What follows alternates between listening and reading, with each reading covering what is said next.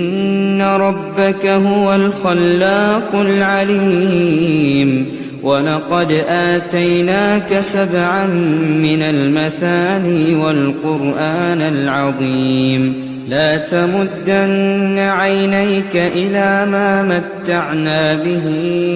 أزواجا منهم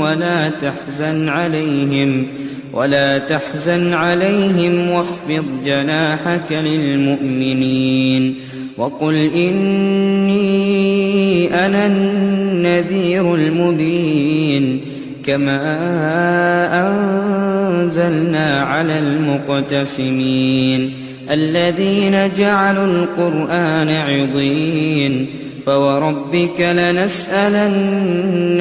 أجمعين عما كانوا يعملون فاصدع بما تؤمر وأعرض عن المشركين إنا كفيناك المستهزئين الذين يجعلون مع الله إلها آخر فسوف يعلمون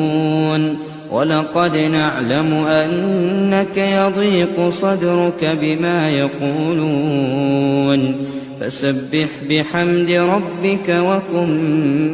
من الساجدين واعبد ربك حتى يأتيك اليقين.